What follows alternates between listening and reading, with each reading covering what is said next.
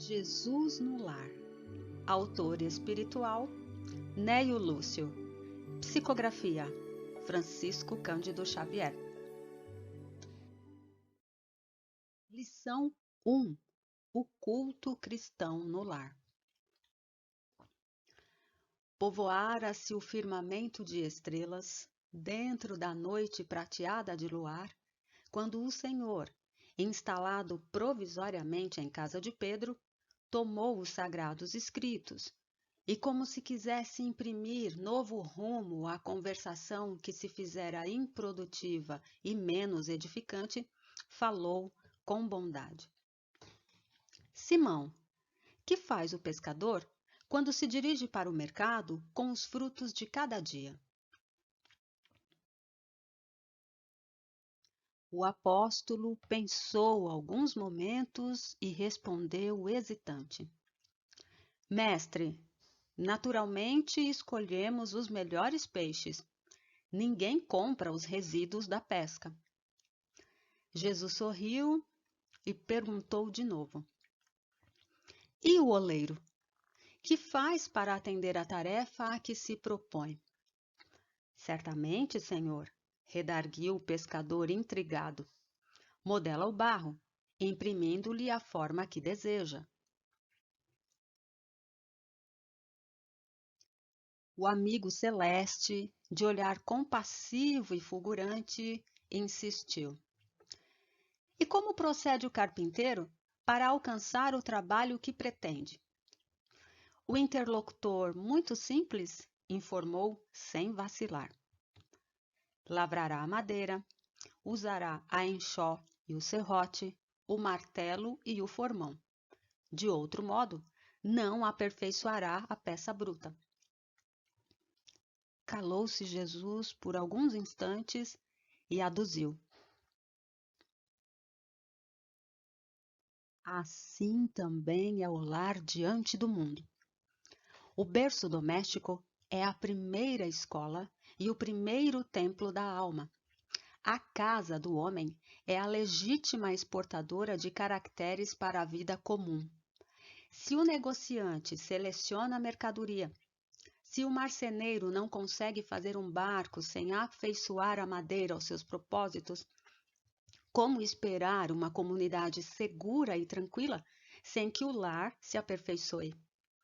A paz do mundo começa sob as telhas a que nos acolhemos. Se não aprendemos a viver em paz entre quatro paredes, como aguardar a harmonia das nações? Se não nos habituamos a amar o irmão mais próximo, associado à nossa luta de cada dia, como respeitar o eterno Pai que nos parece tão distante? Jesus relanceou o olhar pela sala modesta, fez pequeno intervalo e continuou. Pedro, acendamos aqui, em torno de quantos nos procuram a assistência fraterna, uma claridade nova. A mesa de tua casa é o lar de teu pão. Nela, recebes do Senhor o alimento para cada dia.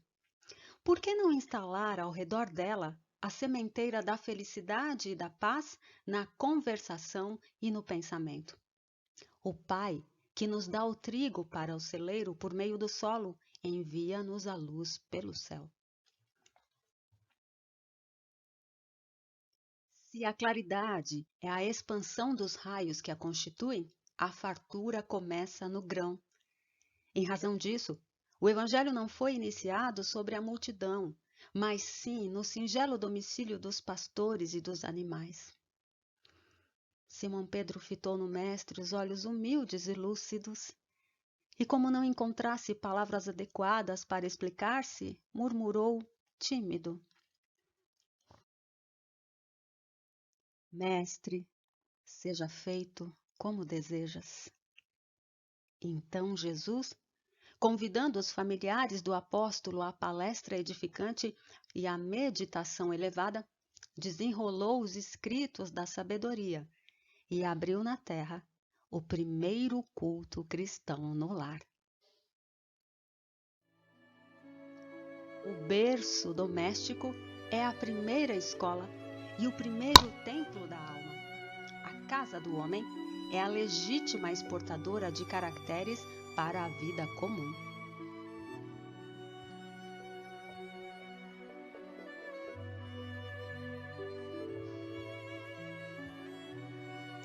Na definição humana, lar é o lugar onde vive uma família. É a habitação, a casa que abriga pessoas que, na maior parte das vezes, possuem parentesco entre si. Do ponto de vista afetivo, o lar é o ambiente onde nos sentimos seguros e amparados. É para onde voltamos no final de um dia de trabalho para refazer as nossas energias. É o primeiro lugar no qual pensamos quando as coisas parecem difíceis, quando a vida nos parece sem cor e sem alegria. No primeiro capítulo desta obra-prima da literatura espírita, temos a grata alegria de ampliar nosso horizonte de entendimento do que seja o lar. E isso a partir da palavra amorosa e esclarecedora do próprio Mestre Jesus. As expressões primeira escola e primeiro templo da alma apontam para a importância do lar como a base, a estrutura de onde obtemos valores e princípios que são determinantes para definir nosso comportamento em sociedade. Sem dúvida que o material genético fornecido por nossos pais é valiosíssimo. De outra forma, não poderíamos nos manifestar no plano físico.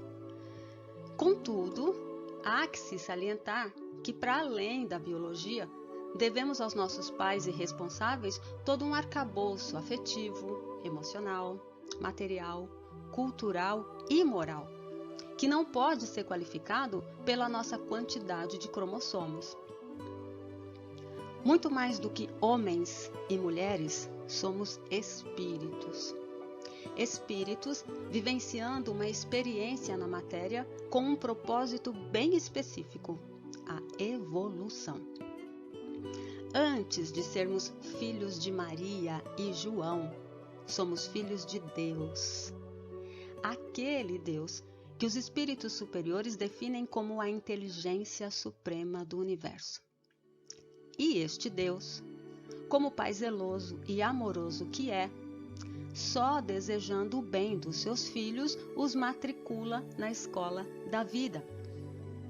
Envia-os para um planeta que possua as condições adequadas para seu aprendizado e amadurecimento, assim como fazem os pais humanos quando mandam seus filhos para as escolas.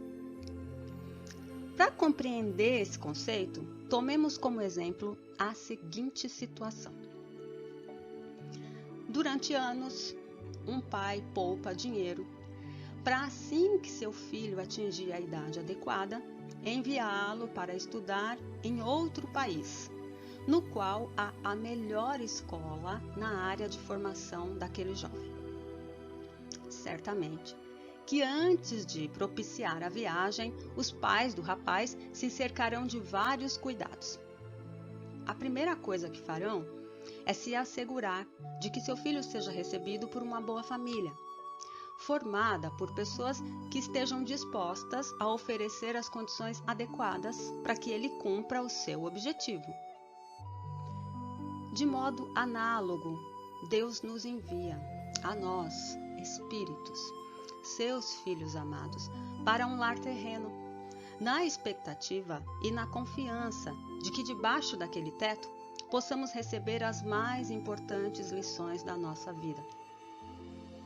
Confiar, respeitar, dividir, compartilhar, proteger, cuidar, perceber, ouvir, compreender, acompanhar, estimular, motivar, alertar, educar.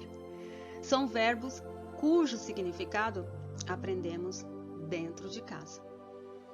Ou pelo menos deveríamos aprender. Porque a verdade é que nem sempre as coisas acontecem desta forma. Nem sempre a família proporciona as lições adequadas para que possamos viver de uma forma equilibrada. Correríamos o sério risco de parecer, no mínimo, levianos se nos propuséssemos a apresentar uma visão ideal do lar, ignorando os muitos desafios que a vida em família nos apresenta. É justamente essa realidade adversa e desafiadora que justifica nosso projeto de estudo da obra Jesus no Lar, cuja leitura e reflexão sincera contribuirá para que revisitemos nossos pontos de vista, nossas opiniões a respeito daqueles que compõem o nosso grupo familiar, de forma que a partir da nossa mudança possamos contribuir para o estabelecimento da harmonia e da paz dentro de nossas casas. Seja você a mudança que deseja ver no mundo. Palavras de Mahatma Gandhi.